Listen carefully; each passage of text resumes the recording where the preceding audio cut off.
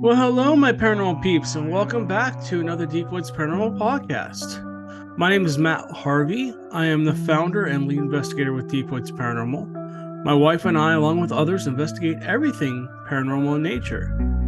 Every week, we will discuss everything from creepy haunted locations to ghosts to Bigfoot, UFOs, Dogman, and other cryptid creatures, and explore all things paranormal in nature. Hey guys, so welcome back to the podcast. I just want to say thanks to all of our new followers on YouTube and all our new subscribers to our audio podcast. Thank you guys so much for listening and sharing our podcasts. And if you're on a YouTube page, thank you guys for also liking, sharing, and commenting. We really appreciate the comments. It's really fun to hear that people that are local to our area are seeing us drive around in our truck and stuff like that. We were on our way to a jail investigation last night and had some people wave at us, which was fun. So yeah, if you happen to see us and you want to stop and say hello or whatever, feel free to come up and say hi. We always love to talk to people and stuff like that.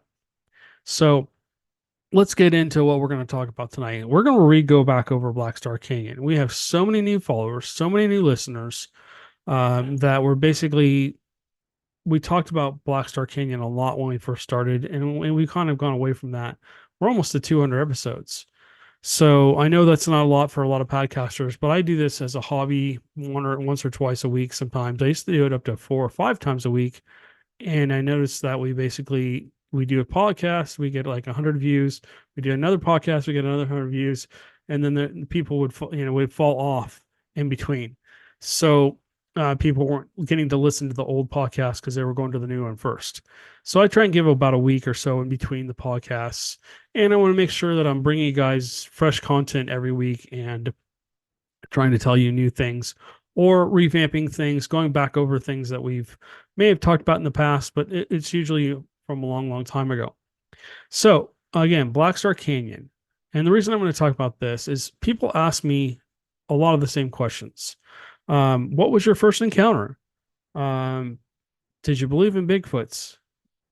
Why is it a good location? And that's a good one. That's what we're going to kind of focus in a little bit on tonight is why is it a good location? How many encounters did I have? What was your favorite encounter? And then I'm going to share some old pictures and some video that maybe you haven't seen. So let's get into this. Let me show you Black Star Canyon on a map here. So Black Star Canyon's out here in Orange County-ish. North, you have the Anaheim, Los Angeles area. If you go east, you kind of have the Riverside area. And then if you go southeast, essentially you have San Diego area. So it kind of gives you your bearings. It's kind of in between Los Angeles and San Diego. Now, San Diego has its own desert squatch. Riverside doesn't have a lot of reportings besides the San Bernardino National Forest. There are Bigfoot reports up in Big Bear and stuff like that. The Angeles National Forest also has its own Bigfoot reports. And then as you go north, there's more. So this is an area where there was a lot of reports. When I first started doing my research into Black Star Canyon, I started doing Google searches for Bigfoot sightings in Orange County. And I found Laguna Beach. I found Irvine. I found Long Beach. I found San Clemente. I found Riverside. And then I found San Bernardino. I found all these places, even in Black Star Canyon. There were some old reports. There was some guys that used to come up here back in the 70s, I guess, and they had some crazy encounters with Bigfoots. They got chased out, had their car shaken back and forth with multiple Bigfoots shaking their car back and forth and stuff like that. I don't remember their names. Now, bear with me, those reports are gone. I can't find them anymore. I did bookmark them. I went to try and find them, and they've been removed. So I don't know what's going on with that. It seems like for some reason, anytime you get any good information about Bigfoot, it doesn't last too long, and it gets taken down, or it gets moved, or something happens. It's strange. The whole Bigfoot thing is the more I do the research, the more questions I have, the more more I wonder what's really going on and how much Big Brother really knows and how much they're controlling the content that gets put out about these things. So I don't want to get into it too much, just because I don't want to get my channel flagged or like I had before when I used to research Black Star Canyon all the time and post my videos from there. We had 40,000 subscribers, and one night I posted a video of something I saw over Orange County, and yeah, next day both my Facebook page and my YouTube page were gone. My computer got hacked, everything got wiped off my computer, and then it got fried. So, not doing that again. And if you've listened to my previous podcasts, you've heard about that. So, sorry to ramble on. Let's get into this. Okay, so Silverado Canyon, Santiago Canyon, Black Star Canyon, Limestone Canyon, Loma Ridge, this whole area, Irvine Regional Park.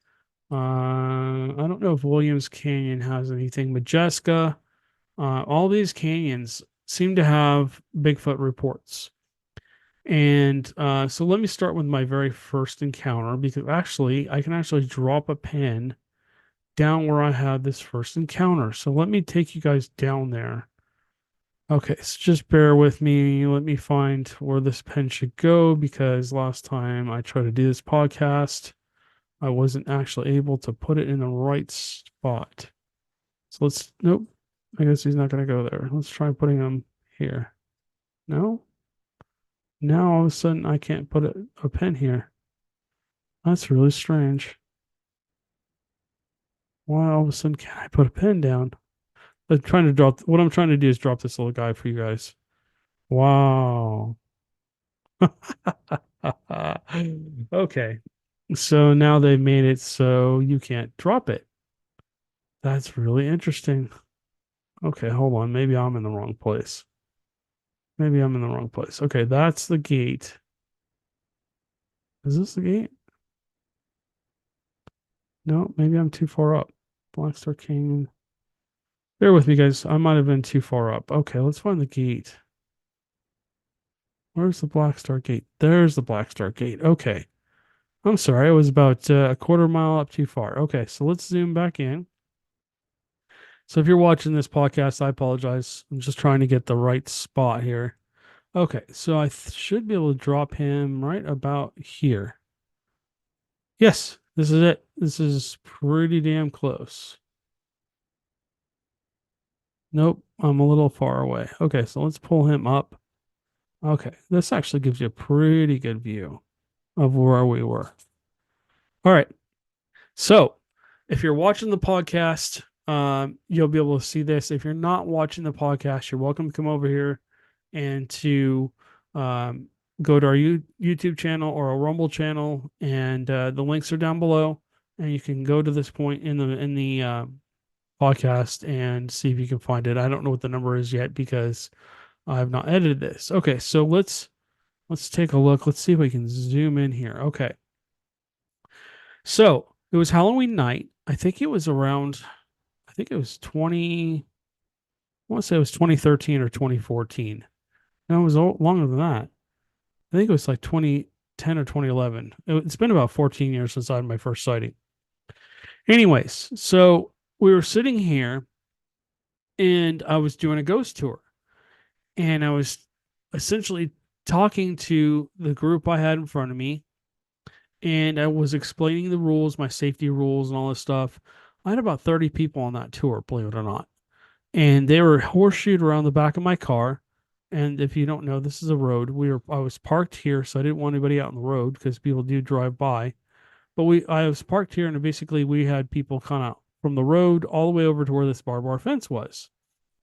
And a couple of the girls that were standing next to the fence were saying that people were throwing rocks at them.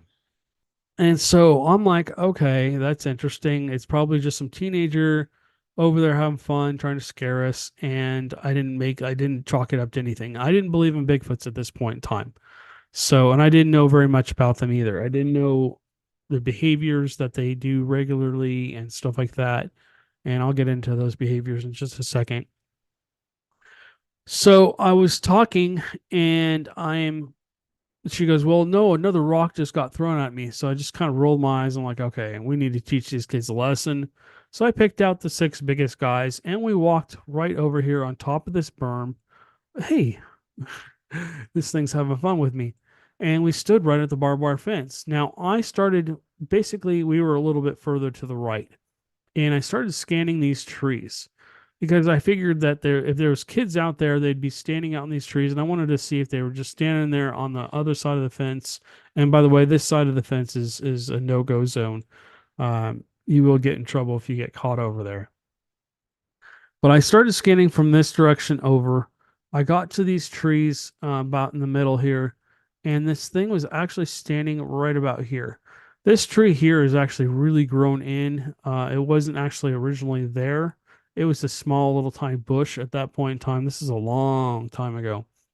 And this is the tree I believe that it was standing in front of.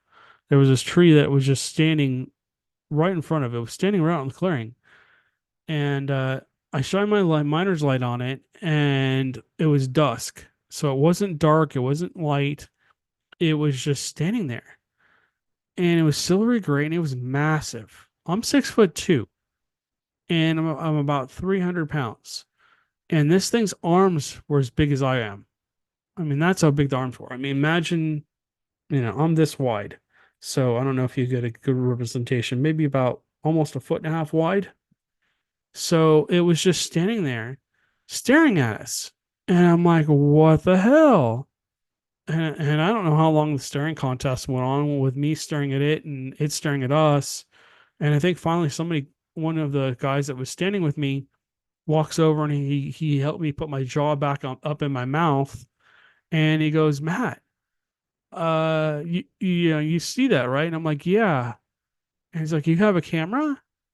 And so I wasn't thinking. I carried a kit with me, right?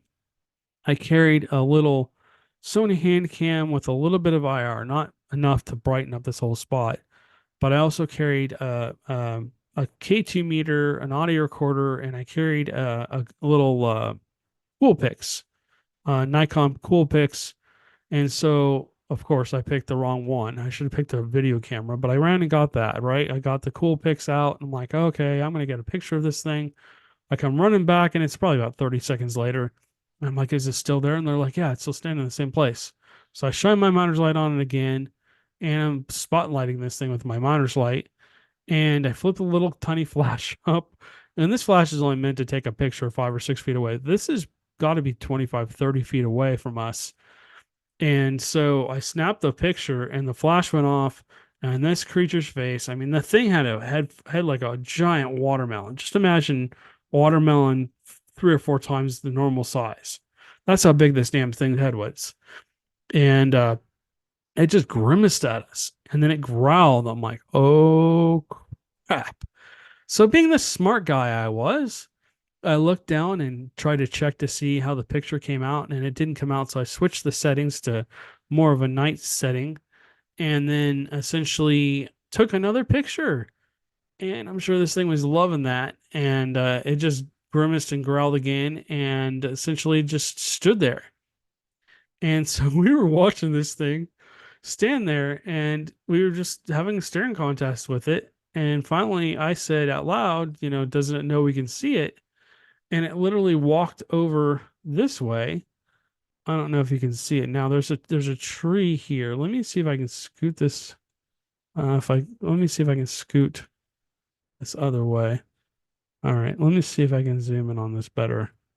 I'm pretty sure it was this tree. No, there's another tree over here somewhere. Let me see if I can come this way.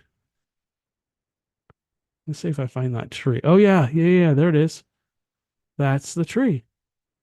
So it walked in behind this tree right here. This one that's standing straight up, right? And this thing was only about half as tall as it is now. And it grabs the tree with both hands. And we're like, what the hell? It looks like a toothpick. I mean, this thing looked like, if I took a walking stick and put my hands around it, around the neck of this thing. And this thing is, the about where the chest is like at the top of the tree. This tree was 12 feet tall. We went and measured it with a measuring tape. We verified how tall that tree was. and this thing was two plus feet taller than it. And it's so wide. It had to be 5 or 6 feet wide. This thing was so wide. If I laid down on the ground, that's how wide this thing was. And so we're sitting there watching it, and it's like it just it just stood there. And then I said, "We can still see you." And it growled. And at the point in time where it walked over there, you couldn't hear anything. There was no noise. Didn't make any noise walking over there. It took about 3 or 4 steps for it to get over there. And I think it thought if it just walked over behind the trees, it would just disappear. And it didn't. It just looked more like a Bigfoot. And so essentially then it walks off here over here behind this, and it stomped. It went boom, boom. And when it walked, it shook the ground. It literally felt like an earthquake. So I apologize, just knocked the mic. If you guys are hearing some do do do do, that's probably from me knocking you guys around. I apologize. Didn't mean to beat you up. So essentially it walks over here behind this stuff, and it's grunting and growling, and it's sounding pissed. So after that, I don't know, I was like a kid in a candy store. When people see Bigfoots, they have a couple different reactions. My reaction was first shock. The second reaction was, oh my gosh, it's real. The third is, oh my gosh, it's real. So I essentially went on the tour with like a crew, and we were doing ghost hunting. Excuse me.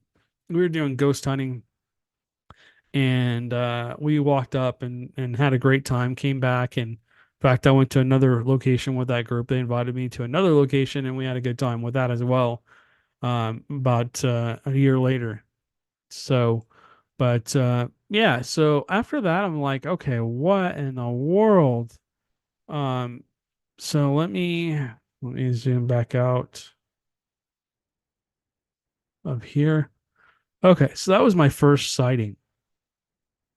And so let me explain why I feel like the not just Black Star Canyon, but this whole area is a very good location. Number one, Black Star Canyon is a nature preserve. There are, you're not allowed to hunt up there. So there's wild deer, there's all abundance of food. And if you come back over here, you got Irvine Lake. And essentially, you have two little rivers that come down here.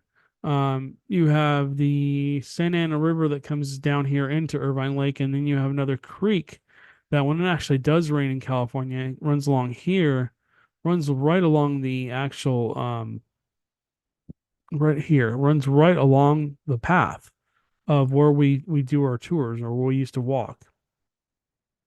So it runs all through here, and then basically runs out into, of course, Irvine Lake. And then when we used to walk up here, I think it's, let's see, I think this is so zoomed out that you can't see. So here's the gate. Where's the gate? Yeah, it's over here. Okay, so this is the other portion of the river. So I think what was happening was they were roaming around this whole area. I used to go up into Silverado Canyon as well, and go up there, and there was weird things happening. I mean, that had a high elevation. There was pine trees, a lot more trees, a lot more less people. People would ride on the path, but essentially the Bigfoots had the advantage because you couldn't see them. They were up high. But I think they roam these canyons just because it's safe for them. And it's a good area for them to be. I believe this might be a breeding area. And when we talk about Joe's, we'll talk about that as well. If you can see, I mean, if you look at this area, you can see city all around, right? You got Orange County, you got Riverside, and then this goes all the way down into San Clemente and stuff, and then you get down into San Diego. But if you're looking at Black Star Canyon itself and just this area, you do have you have the 91 freeway that comes through here, and then you have the Ortega Highway that runs through down here as well. So this is the Ortega Highway, the 74 that comes into San Juan Capistrano. But these mountain ranges are pretty open, and there's not a lot of people out there. It's very secluded. There are homes here and there, but they're few and far between. and there's not like a huge living community out there. So again, water source. You have ways for them. What they used to do is they used to use these little dried riverbeds to essentially walk through and sneak around people. You could honestly walk down in these riverbeds, and especially when you came back up here, when you went up around these corners and up into where the Cleveland National Forest is. And let me see if I can find those mines, those old mines. Where are they? Sorry, guys, this is just hard to see. Let me go back to the gate here. So this is a private road. It says private road, but it's not really private. You can go out there during the day if you want to. Actually, no, I'm sorry, that is a private road. So this way, going this way. Okay, so let's go this way. Here, here's one of the mines. This is one of the old mines up here. Now this has elevation to it. Let me see if I can switch this to terrain. So you kind of see the terrain a little bit better. So here's Black Star Canyon. Here's about where the gate is. And you come around the corner, you can see how the terrain goes up, how terrainy this is, how mountainous this is. It's not a place that a lot of people go out to and want to, camp or whatever. There are no campgrounds out there besides what's at Irvine Lake that I know of. There could be some on the back end here, but there's not a whole lot of people out here. I mean, people come out here to hike and stuff. I really prefer this one because I can see it better. But the more I did the research, so I mean, if you follow this, they essentially were coming down up into these mountains, and if you look up here, you can see the old roads, the old fire access roads. I got to hike on a few of these. There's more. There's a lot more up here. You just can't see them very well. But I got a chance to hike up here a lot during nature preserve days, where with the nature preserve company, and we had days where we could go pretty much free hike anywhere we wanted to in the canyon, as long as we were following the rules and not getting in trouble and whatever else. So I hiked up here into Baker Canyon, which is just right next to Black Star Canyon.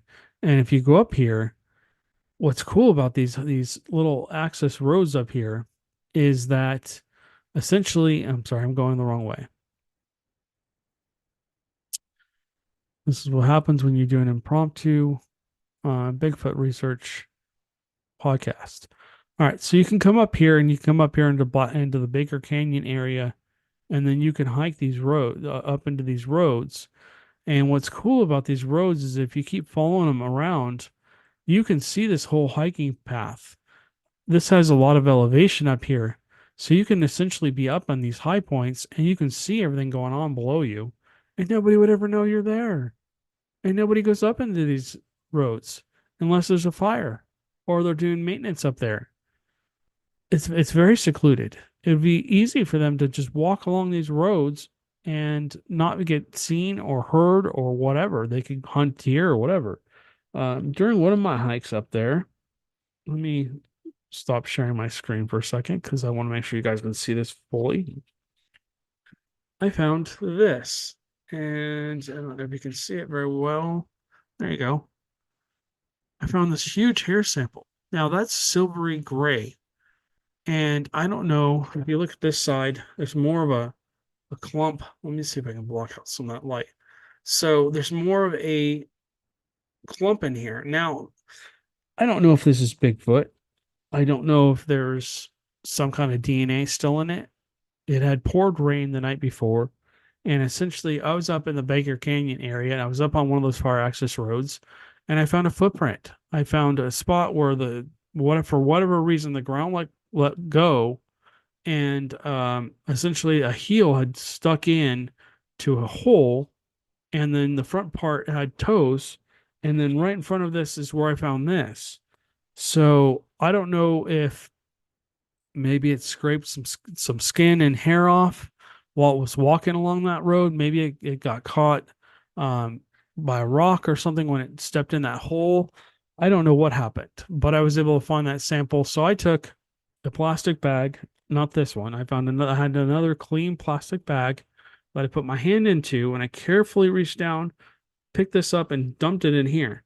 So I've had this for, God, 9 years, 8 years. I've never unfortunately had it tested, but I'm very interested to see if it's possibly Bigfoot related. Now I've got the microscope. You'll sooner or later we're gonna get this room rearranged, like I keep saying, and you'll see everything behind me probably. I think that bookshelf might actually go over here. You'll have the haunted dolls on here and everything.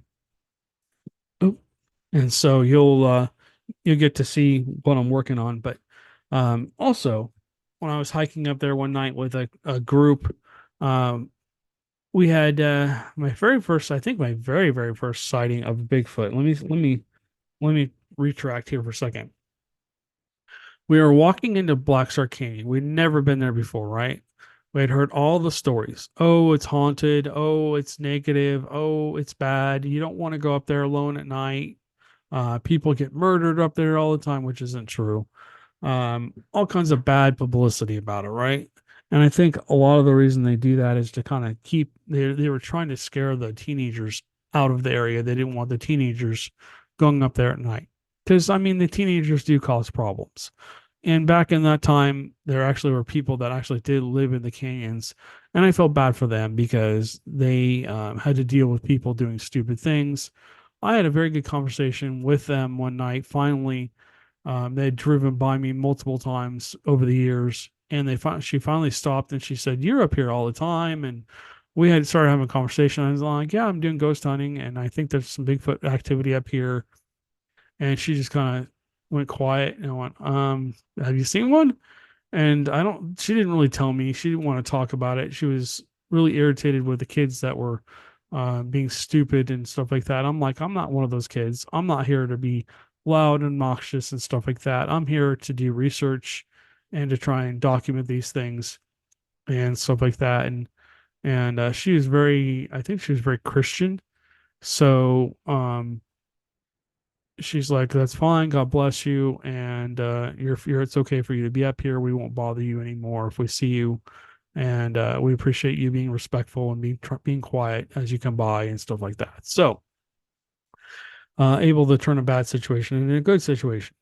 Okay, so again, I was up there one night, and we had just gotten, I don't know, we were about maybe a quarter mile past the entrance where the gate is. And the very first night we had been ever gone up there, I went up there with my old group, the California Ghost Hunters. We had about 8 people, and this is back when the ghosts were severely active up there, really, really active. Almost every time we went up there, we had weird stuff happen. And our voices, we saw shadow people, we had footsteps in the gravel, and stuff like that. So we were walking down the path, and essentially we come across what looks like a giant shadow person on the left side of the road. Now, Black Star Canyon, let me go back to sharing my screen with you real quick because this will be a little easier for you guys to see. Let me see if I can go down to where the gate is and drop a pin. It's actually way back here. Here's where the gate is. So maybe I can drop this little guy back in here. There we go. So you can see at this point it's a two lane highway, but essentially the further up you get, the more narrow this road kind of gets. It's actually kind of a single lane highway now. So like a fire truck, it's wide enough for a fire truck and stuff get through. It actually was closed down, I think in the 70s or 60s or 70s when Ortega Highway finally went through, and then the Riverside Highway went through, the 91 went through, and because it was just such a dangerous road. There was multiple accidents up here and stuff like that. And so we were hiking up the road, and we were way down towards where you kind of see those hills in the background. And essentially we were hearing things, and so we stopped, and then we looked up, and we kept seeing this shadow person. I'm like, that's the tallest shadow person I've ever seen. And then it knelt down, and it was probably at my height, 6 foot plus, squatted down, and it was on this side of the road not here, down about a quarter of a mile down. And essentially it was just standing there. And we were about 20 or 30 feet from it. And we're like, okay, well, that's an interesting looking shadow person. So then basically it stood up and then it was about 2 or 3 feet off the road, right? It stepped into the middle of the road and then stepped to the other side of the road about 2 or 3 feet off the road and then walked in behind a tree down the road, um, but down further down the path. And we just chalked it up to being, because I didn't believe in Bigfoot at that point in time. We chalked that up to being just some kind of the tallest shadow person we'd ever seen, a 12-foot shadow person. And so now that I look back at it, I go, okay, that could have probably been a Bigfoot. It was hunkered down on this side of the road, probably watching us. And as we got closer, it decided, okay, I've had enough. They're getting closer. They're going to see me. I'm going to walk out of the way. Now I know where it went behind that tree, goes up. I can kind of show you. Let me get back out of here. So let me show you exactly where this happened. Let me go out just a little because it's too far. So we were down about here. This is actually the tree. So it was standing on this side of the road and it basically walked in behind these trees. There's a couple big trees here, big oak trees. And it walked in here and just disappeared. So we chalked it up as a shadow person. But if you come up here, you can follow a path. There's a path that actually goes up and winds its way around up to the top of the hill over here. It's a part of the far access road, and you can actually stand there and look. This does not do this justice, but there's a huge hill here.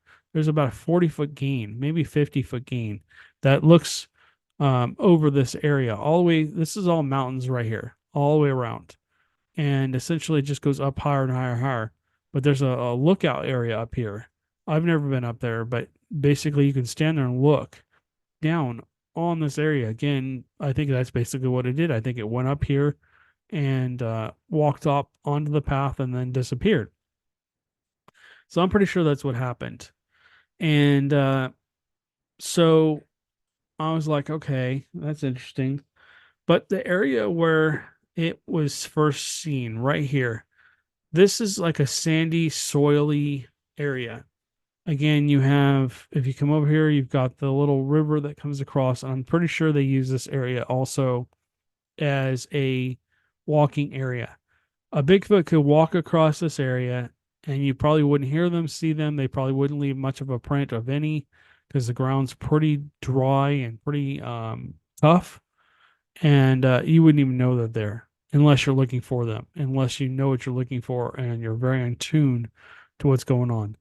But anyway, so we found an 18-inch footprint right about here in this area. And this is the print. Let me stop sharing my screen again. This is the print. It's really hard to see, but there's let's see. This is the weird toe here. So you got toe, and then these are the last two toes. This is like the big toe. This is a second in line toe. And this is like a thumb. It almost looks like this. So if I put my fingers out, you'd have let's see, big toe, I'm sorry, second toe, third toe, and then you have this like thumb-like thing. And that's pretty much what this area is here. This area right here is like a thumb-like thing. Where's the toe? So toe, there's a weird like toe like that sticks out like a thumb almost. So you have toe, and like a weird like thumb thing, and this is the part of the ball of the foot here. So it's not a great cast. It was all in one piece. It looked a lot better when it's all in one piece. I left the plaster casting there for 3 hours. And basically what happened was it was 80 some odd degrees when we got there. And Black Star Canyon is famous for temperature changes. 1 minute it could be 30 degrees, the next minute it's like 60, 70 degrees. Up in the Santa Mountains, it just has its own climate up there. So anyways, this night it was about 80, and within an hour it dropped down to like 50 or 60. We were freezing. We were in shorts and a t-shirt. Nobody had a jacket or anything. We weren't thinking it was going to get that cold after dark. It wasn't supposed to get that cold, but the temperature just dropped like a rock. And so we had to leave it, and we continued on with the tour. We came back about 2 hours later, and I went like this to it. If this is the back of it, where you're seeing the casting, this is all I could see is this white. And imagine it down, way down, like here, about 18 inches deep, and it was just kind of a blob. And I went, oh yeah, yeah, it's solid, it's solid. Okay, great. And then I couldn't get it out of the ground. I'm like, oh wait, it won't come up.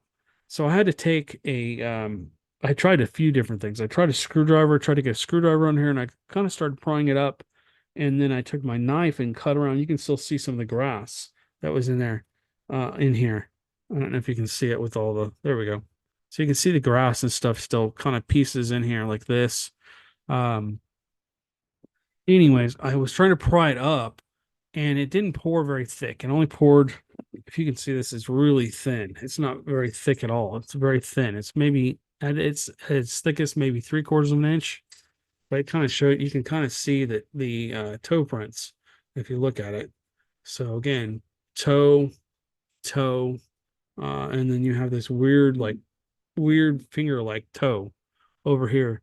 But yeah, just a strange print. I mean, the toes were like the size of silver dollars. I did take some pictures of it. It was just very lightly in the dusty sand, and so it just wasn't really a good place to do a casting. Anyways, I should have just done something else. I didn't know much about casting at that point in time, but I went to pry it up, and the damn thing just broke into pieces. So I use dinner plaster now. I don't use plaster casting anymore. I use dental mold, and number one, it dries a hell of a lot faster. And so when you go to pour that, you better be ready to pour, because if you don't, it'll dry on you in 10-15 minutes solid. Dries solid in like 10-15 minutes. This takes forever, especially if the temperature changes. Okay. So yeah, let's see. Let's do some other stuff. So Black Star Canyon, let me go back in here. So yeah, just an interesting area. This whole area is very strange to me. It's just a canyon. Why would they be coming down in this canyon? I think they were using the rivers to and the other fire access roads to essentially get down to the lake, get down and chase food. A lot of coyotes in this area, and we do have a recording of a Bigfoot call. There was a lot of coyotes going nuts one night, and so we were standing at the gate area, and it kept blasting out one call after another of Bigfoots. Every time the coyotes would call out, I'd do a blast a Bigfoot call, and I was using my audio recorder to blast the Bigfoot calls. I downloaded them onto the audio recorder. I was using my phone because it had a better speaker and receiver to record the responses. And in between, I don't know, this went on for like 40 minutes, and I never thought much of it until I listened back several times, and I'm like, wait, what the hell is that? And you just hear this, and it went on for, I don't know, 10 seconds, 15 seconds. In between, it was very distant. I believe that happened over in the Limestone Canyon, or it happened in the Deer Canyon. I think there's something called the Deer Canyon over here too. But anyways, yeah, they came from this area over here. It wasn't in Black Star Canyon, but it echoed through the whole canyon, which was cool. We didn't really hear it with our own ears. All right, so sorry to bother you. I can tell you stories about this stuff all night long. A lot of people ask me a lot of questions about Black Star Canyon, and unfortunately, if because I'm not there anymore, I can't really go show people where I had all my encounters. But I can tell you that my Black Star Canyon, let's see, where did Black Star Canyon go? There it is. Okay. I had encounters everywhere from Baker Canyon all the way up to where it kind of turns into the Cleveland National Forest up in this area up here. And so a lot of the times I had encounters when along where basically it's right next to where the Mine is in the side of the hill up here as you're walking up towards the Cleveland National Forest. And we had a time where we were looking down here over, I think we were somewhere in here, and there's a clearing down here. You can see the creek. Might have been right about here. This is not as green as it looks. So this is actually a mine in the side of a hill. I would recommend you guys do not go into these mines or try and get into these mines. They're full of methane gas. You pretty much can die for going into these. So just FYI.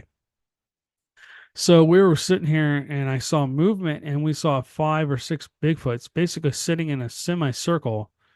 Just, I don't know, they weren't really talking or anything. They were just kind of sitting there and moving their hands around. And then 2 of them got up and walked this way, up this creek. So I'm like, oh, okay.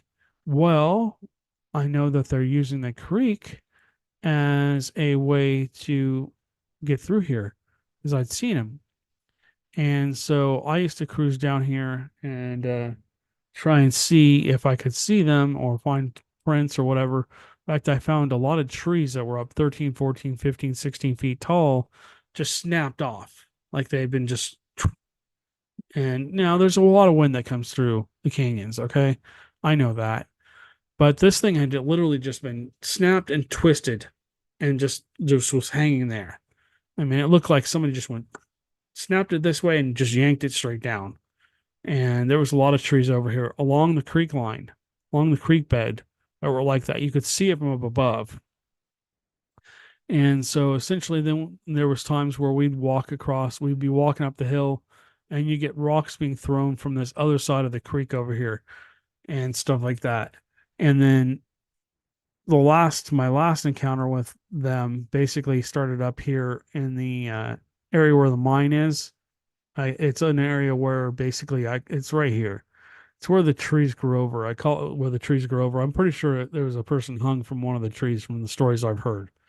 And essentially this bush down here by the creek started just like going back and forth and back and forth.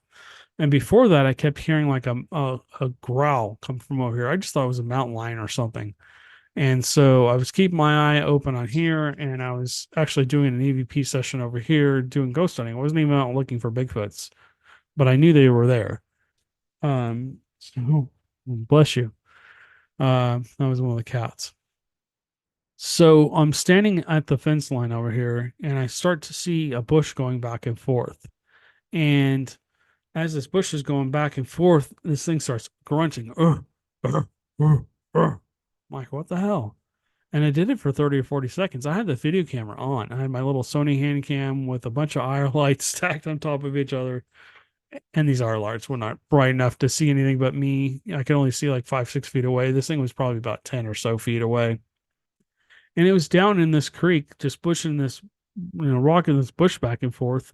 And then it just took off up the creek. It literally turned and ran up this area. And I'm like, oh my gosh, I got a Bigfoot on camera.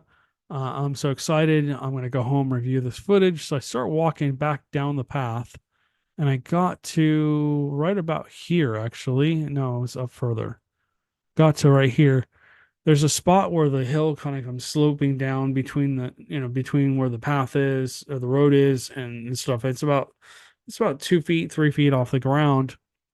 And I was walking real close to that because I didn't want to be over here next to the creek. I just felt creeped out for some reason, for good reason, actually.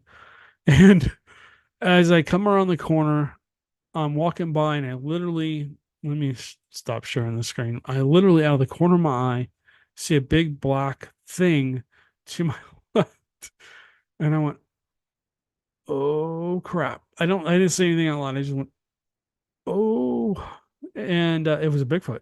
It was crouched down, and it was like, let me explain that, because some of the people don't know. There was 2 Bigfoots up there that I called the bouncers. They were juveniles. They were young juvenile Bigfoots. They were maybe 3 or 4 years old, maybe a little older. But they were almost as wide. They were probably 4 or 5 feet wide, maybe even wider than that, and they were only like 7 or 8 feet tall. So I called them the bouncers. Big burly chests. They're big brown Bigfoots. And I think there was twins. I know there was twins, or maybe there was multiples that are all very closely related that all looked very similar.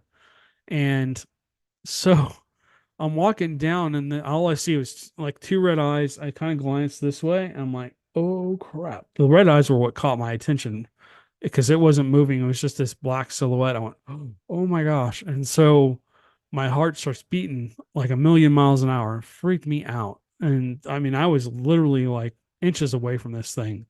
I mean, I could have reached out and touched this thing. I honestly now I don't know what I would have done if I had reached out and grabbed it, but I probably wouldn't be here right now. I'm pretty glad that it didn't reach out and touch me because I don't think I'd be here right now. But I just kept walking. I'm like, if I just keep walking, maybe it didn't notice that I noticed it. Maybe it'll just ignore me. And so I took about 5 or 6 steps and I'm like, no, I got to turn around. I got to look. I just turned off my video camera and just turned off my audio recorder. And so I quickly pull the video camera back out, flip the screen back open, hit the record button, turn on. It's gone. There was no noise, just gone. And I'm like, what in the world? How the hell that happened? And it just gone. It was just gone. I'm like, what happened here? And so I'm like, okay, that was strange. I'm like, I need to get out of here now. I just felt like I was honestly scared. I was really scared. I'm like, holy crap. I mean, that thing could have grabbed me and killed me without any issue. When nobody would have known what happened. My body could have never been found. So I was about a mile and a half from my car and I start walking down. And as I started walking forward, I start hearing boom, crack. And it sounded like a freaking bulldozer was going through the brush above me. And there must have been multiple Bigfoots. And that happened from, let me share my screen again with you. So that happened from about here, just below where the gate was, all the way down, basically till I got around this bend. And then I could hear them up here, up on that mountain, that bluff I was talking about, about 50, 60 feet up. And then this area is kind of like a big open area, but I could see them. There's trees up through here. There's tree line all through here. You can kind of see the darker green. And there's a tree line here. It's really hard to see it, but I could see them moving in the tree line as I was walking down. And I had to go all the way down here, down by Baker Canyon to pick up my car. But I got through the gate and that's when it kind of stopped. They were following me the whole way. They made sure I knew they were there. And after that, I really never honestly felt comfortable in Black Star Canyon. And unfortunately, I did see them. I didn't have any like clear as day or whatever sightings. I used to see some red eyes. I videotaped them. I have old videos from Black Star, which I might try and restart posting back to this channel and let you guys see some of that old footage because I used to get thousands and thousands of views on those old videos. But anyways, yeah, that freaked me out. Uh, I'm pretty sure they were hunting. I think they were out basically hunting for deer or whatever they were hunting for. There is wild fruits and stuff like that out in this area too. So there was food for them all year round. There was deer out there all year round and stuff like that. So I think basically this was an area they liked to be in. I think they like to be here. I think this might be was a safer area for them. I think they liked this area not only because of the creeks, but I think they frequented maybe this side. They probably came over onto this side of the Irvine Lake area at night. It's pitch black over here. You wouldn't see them. They come down here, get a drink, take a swim, whatever, eat fish, whatever, and then stuff like that. But I think they roam through all these canyons. I think they roam through this area. And I think they're more drawn to this area because of the lake, to be honest with you, and because of the two rivers that come through and stuff like that, and then the ability to stay hidden if they want to. And I don't think they really show themselves that much. It took me from the time I had that first shadow sighting, which I now kind of think might have been a Bigfoot, to the time where I had that first confirmed, I know 100% that couldn't be anything else but a Bigfoot, was about 5 or 6 years. So I think it's like 2009, maybe ish. No, it was earlier than that, 2007 or 8. But yeah, I mean, I think that's why this is such a good area. And I think that basically they just roam through here. I don't think they really care about people that much, to be honest with you. I think if they feel threatened by people, that's when they kind of show themselves, or maybe they're just being playful or they're being curious. I think that you have a lot of juveniles in this area. I've seen them. I know they're there. Um, so somebody asked me, how many encounters have I had at Black Star Canyon? I gotta say, I had, I don't know, probably at least 2 dozen that I can say were definitely Bigfoots. I mean, one of them ran. We were walking back down around the corner where the creek was, and one of them literally ran across the road right in front of us, stepped over the barbed wire fence, and ran down to the creek area. And I had 6 other witnesses that all saw it. We just saw a black blur go by, and it left a footprint. They had just put fresh sand out there, and right next to the barbed wire fence, had it kind of duned up, and this thing squashed it down. And the heel was probably had to be 5, 6 inches wide, and where the heel had pushed down, like the palm of my hand, just left an imprint. And so that was crazy. But yeah, I've had multiple sightings out there. I think the older juvenile, I mean, the older Bigfoots, especially that silvery gray one, was probably watching me the whole time. They've probably been watching me for a long time. Was out there all times of the day and night, and they got used to me. And they saw that I wasn't a threat. I wasn't trying to hurt them in any way. I just started leaving gifts for them and doing knocks on the telephone poles. So, and then I played Bigfoot calls for them all the time. So I think they just got used to me and they were comfortable showing themselves to me until I had that last encounter, which I screwed up. I did something. I crossed the border down to the creek and caught a couple Bigfoots on camera, which I'll show you guys some stuff in a minute. I've shown those pictures before. But for the new people that are watching or listening, you're welcome to come over to the YouTube or Rumble page and subscribe over here, and you can watch or listen to the audio or video podcast here as well. Or you can get it wherever you listen to your podcasts. Deep Woods Paranormal is on like 60, 70, 80 different podcasts worldwide, by the way. And again, like I said last time on the last podcast, thank you guys for all the people that listen to us. It's just amazing that you guys come out and tune in to us like every week. So, anyways, what was your favorite encounter at Black Star? And we're only generally talking about Black Star because I have other stories from other places here in Texas that I can talk about. My favorite story, let me go back in here. Let me go back to the gate. I can kind of show you where I had this encounter. Maybe it'll let me even drop the pin down here. Let me see if I can drop this person back here. Okay, so where these people are walking. All right. Yeah, this is almost perfect actually. So I was walking out one night. I had just walked out the gate and was walking up. It was probably 2, 3, 4 o'clock in the morning, and I just felt like I was being watched. And so I had a flashlight. Look at the pony. Anyways, I had a flashlight that was what, 2000 lumens, 2500 lumens, something like that. It was like a headlight. It was super bright. I think I still have that flashlight somewhere. I don't remember where it is. I'll have to find that. But a super duper bright flashlight. And so I start to shine my light across this area over here. And I kid you not, I get to about, let's see, it walked right through here, about here. And there's something standing up here. And it's not very tall. It's probably about a 6 foot, Bigfoot, about my size, my build, 6 foot tall, not real big, like a normal person's size, but it's brown. It's a dark brown color, and it's just standing here in this brush, and it's sitting there staring at me. And then it did the whole Patterson Gimlin film. It literally turned, it did the whole keep and arms up, arms back, stretch out, and then turn the turned the hips, upper torso turned. The head didn't turn, just the upper torso.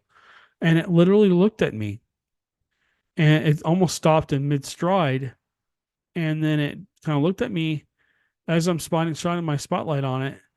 And then basically it turned back the other way and just disappeared, walked up here, like out of here. And when I was watching that, I'm going, oh my gosh, it's the Patterson Gimlin film.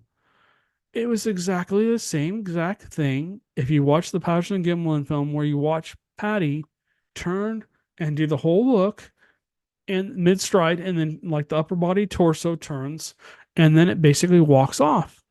And it walks off and it walked up into here. I know exactly where it went. It walked up here on behind this, up onto this berm.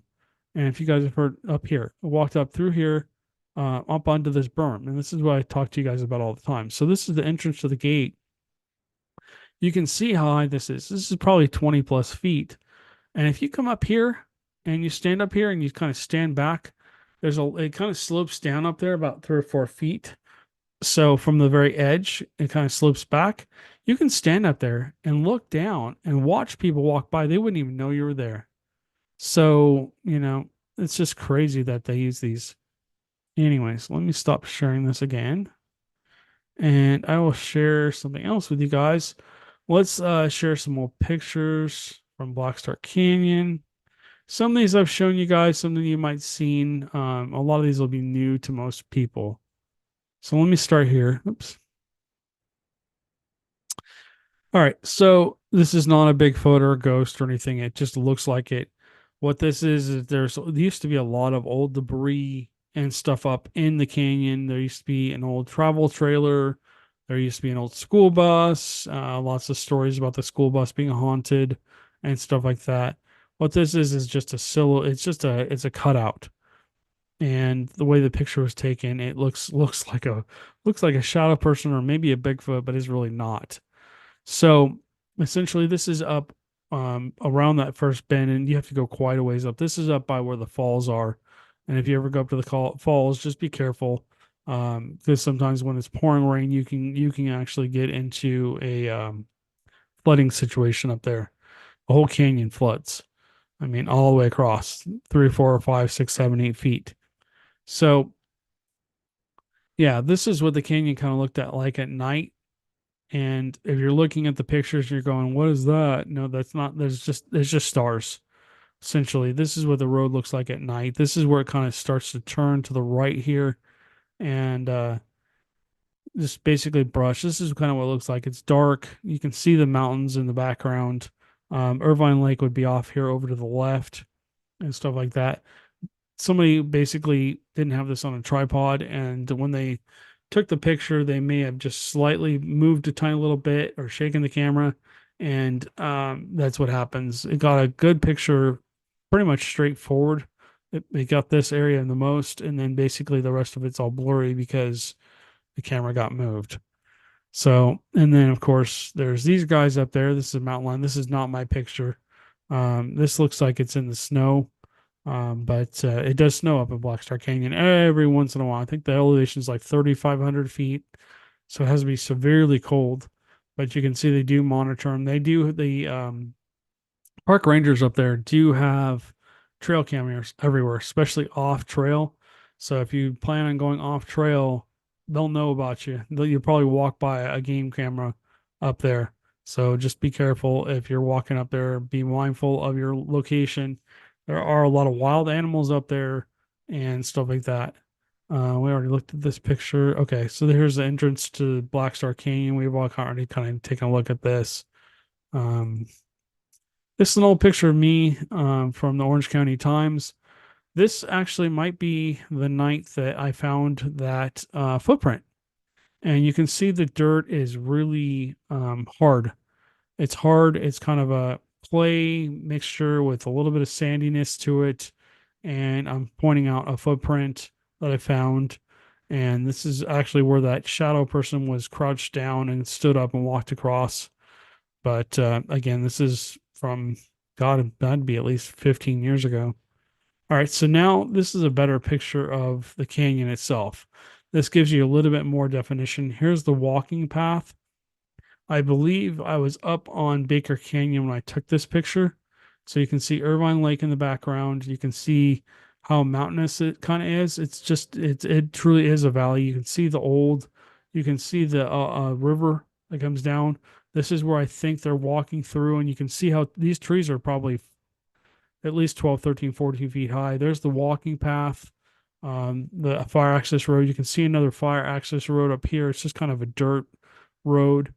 Um, and you can see that the elevation is much higher up here. So you could stand up here and watch people literally walk by if you had night vision or whatever and know that they're coming. So that just kind of gives you, here's another picture of me out at Black Star Canyon. Again, Orange County Register. And then this is the creek area I was talking about. This is where those trees were snapped off. Some of them were snapped off 13, 14 feet high. And you can see this would be in a really easy place for not just a Bigfoot, but anyone to walk along here. It's not all rocky like this. Most of it's just that sandy, dry clay soil, but it's very hard and very compact. So you can walk along there and not leave prints. But it just kind of shows you what it looks like. And then again, I don't know why this picture keeps coming up. Here's the falls up at Black Star Canyon. This is a picture. I'm going to credit them, California, through mylens.com. I just got this offline. Oh, here's a little creepy tree that we used to call the poltergeist tree. Unfortunately, my friend Chris told me it's no longer there, but the last fire unfortunately finally took it. But this is an old oak tree, I believe. And if you've ever seen the movie Poltergeist, where the tree reaches in and grabs a little kid and eats them, pretty much that's what this reminded me of. And it's more creepy at night. This is also a place where we had rocks thrown across the river. This is on the other side of the river as you first come around that trail. And essentially, rocks would be thrown across here. And they'd land above us. They hit the berm, the embankment above us. And they were not small. They would roll down the hill. They were softball size, some were bigger, like football size rocks coming over in a straight line, mind you. And if they would have hit somebody, it would kill them. I mean, it would have killed them or severely injured somebody. So glad that they never did. Here's an old bridge. I don't think this one's still here, but this is where you kind of leave the Black Star Canyon area and go into the Cleveland National Forest area.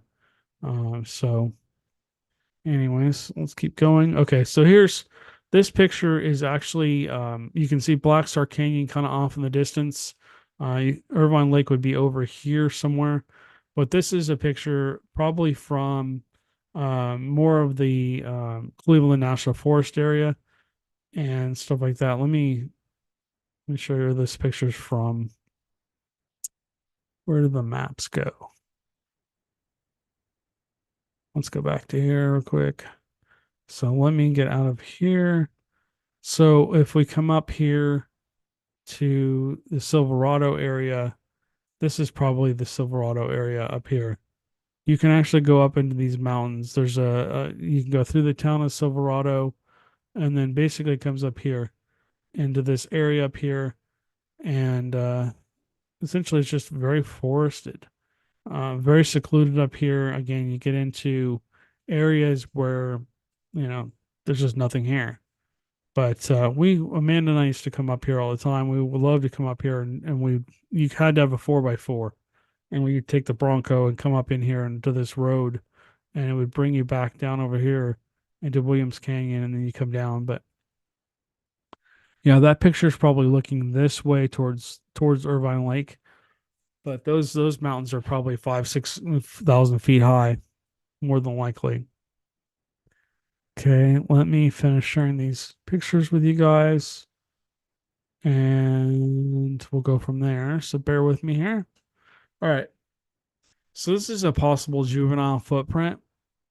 You can see the heel, you can see the toes, and then you can see what looks like a mid-dorsal break. There's a little bit of where it will kind of clamp down. Our feet do the same thing. They kind of clamp down, but I think Bigfoots also are able to pull their toes up like this And what that allows them to do is go up the side of almost like a straight hill. There's multiple videos of them walking up the side of a hill that nobody should be able to walk up, carrying deer and stuff like that. So this is an old footprint that I caught. I have a size 13 wide foot.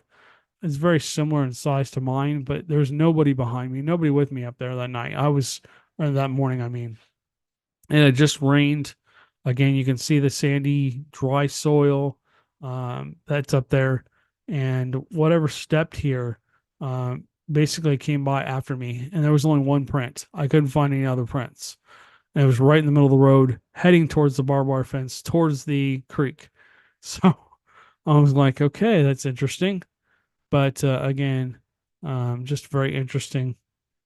Let me close that out. Oh, oh, oh, oh. Okay. All right. Let me see if I can pop open a different one. Here we go. I want to go back and show you guys some other pictures that you may not have seen before. Okay. So when I was up at in the Baker Canyon area, this is back around where that bend was again, where that creepy tree was, where the trees kind of are on the one side, and where the rocks came flying over the creek at us. So I took a picture because I was like, what is that old burnt up tree over there? And I didn't realize what it was until I started looking at it. And then I had an old cell phone. This is from a really, really old cell phone. I don't know if this was an iPhone or an I think this was taken on the original HTC phone, but this is not a tree. There's no burned up tree over here. And unfortunately, you can't see it as well anymore. It's pixelated. This is probably like a 5 megapixel picture. This is one of the first camera phones that I ever owned and stuff. But you can see the cone of the head. You can see an arm kind of tucked in like this, and you can see the other arm like this. It's essentially trying to stand kind of sideways. You can see the arm come down. You can kind of see the buttocks and the leg, and you can kind of see the other leg. And then if you look over here, there's another one. You can see the head, and then you can kind of see an eye and a nose and a chin. I was like, what is that? So I just took a picture because I didn't want to miss the opportunity. But you can see it's just standing there. There's no burned up trees over here, or there weren't at this point in time. This was probably taken back in the late 90s or early 2000s, probably. So, yeah, just another possible picture of a Bigfoot. Let me go back even further. All right, so this was taken on a trap cam. This was March 13th of 2014. This is when I figured out this is again that creek area. This is the creek. It's dry right now. It ran dry, and I did something. This is right before I had that one encounter I was telling you guys before, where I crossed the line with them, and I left a trap cam in a place I shouldn't have, and so I left the trap cam down, and I went across to this tree. I could not get the strap around this trap cam, around this eucalyptus tree. That tree, I couldn't even get my arms around it. That thing was so wide. It must have been 3 or 4 feet wide, just sitting there. So I went through all the pictures, and about the same time each day, there was some kind of movement and stuff like that, but I never got anything. So I left it for 3 days. And then around 11 o'clock in the morning, let's see what time this says. Yeah, around 11 o'clock in the morning, I noticed this. So this is the first day, I believe. This is the 13th. So 13th and possibly 14th, or 12th and 13th. Okay, so you kind of see what looks like something here. And as I'm looking at it, you can kind of see there's something up here too, kind of peering around the corner, and you kind of see some fingers. You can kind of see some fingers on the tree, kind of like wrapped around like this. And it's almost like something's just kind of taking a peek at the trap cam. And so I was like, oh crap, I got something. And then if you look up here, back here, there looks like that's probably a shadow. But there was another Bigfoot. People were seeing Bigfoots up in this area. They thought that there was another Bigfoot in this area, and there might be another one here. They were basically walking along this tree line coming down to the creek, I believe. And this is on the side where the Irvine Lake is. And this thing kind of crept down to take a peek at what was going on. So if I go back one picture, I noticed the next day, this is the next day about the same time I got this picture. Now there were videos. Now this is granted, this is a old trap cam. This took a picture about every minute, not every second, once a minute. Now the trap cams take a picture every like tenth of a second or whatever the newer trap cams will be do at least do. And the quality is like 13, 14, 18 megapixels, something like that. This is only 5 megapixels. So it's really hard to zoom in. But this is the same tree, and you see something like it's halfway out. And it's basically standing here looking at the trap cam again. It's curious. You can see a hand down here. You can see it's part of a leg. I believe this is a juvenile Bigfoot. Now, this thing comes all the way over to this other side. So you might not even be seeing the head. This might be the head, or this might be the head. I believe this might be a shoulder and stuff like that. But it's just basically peeking out from behind the tree. There's a video actually. I don't know if it's in this set, but where it's actually standing out in the clearing here, and you can see the hair on the chin blowing in the wind. And again, you see possibly another one here and another one over here. So they came down to check out the trap cam again around 11 o'clock time. So that was basically what I was doing. I was basically figuring out what they were doing, and they have patterns, guys. They do the same thing over and over. They travel the same areas over and over again a lot of the time. They stay in the same areas. I believe the juveniles do have, as they get older, they will go and move on to another group maybe and mate so that there isn't inbreeding or anything like that. But yeah, so that's Black Star Canyon in a nutshell. Um, I don't know why it's such a great place. I think because of the water source and the isolation of it, and the fact that there's a lot of food sources for them, and the fact that they can move around without pretty much being seen by anyone, or very few people. I think that basically that's what happens. And I think they were curious about what I was doing. They were probably curious about the different devices I had and what they were. They probably never seen a K2 or anything like that. I had lots of different things I did up there. And like I said, if I can have time, I just haven't had time to go through and upload a bunch of videos. But if I have time, I will go ahead and put some of those older videos on this channel. At some point in time, I'm going to sit down and spend a weekend just editing videos and posting all these videos. I got to get caught up. But once we get everything caught up here and get this room rearranged a little bit more and get things situated better, I'll have more time to kind of sit down and do that. But with everything going on in the world, I've been doing other things around the house and trying to get stuff done that I've been putting off for a long time. So this year hasn't gone the way I thought it would. I thought it'd be completely different. I thought we'd be out Bigfoot researching like every weekend, and it just hasn't happened, unfortunately. So, excuse me. But anyways, guys, I appreciate you guys liking and subscribing. Please continue to leave comments. Please be polite with your comments. Again, remember to keep it G rated or PG rated, because we do have younger audiences that do listen to our podcasts and watch our podcasts and watch our shows. So we try and keep it as number one, as unscary as possible. And also we try and keep it as child or young person friendly as possible as well. So again, thank you guys for watching and listening. If you haven't already, please like and subscribe. Click that notification bell so you guys don't miss an update, because I don't always get to update these or post these on a normal set schedule. And we also do a lot of other content. We work with other producers and stuff like that to create other content as well. So, but anyways, you guys stay safe and you guys stay haunted, and we will catch you on the next one.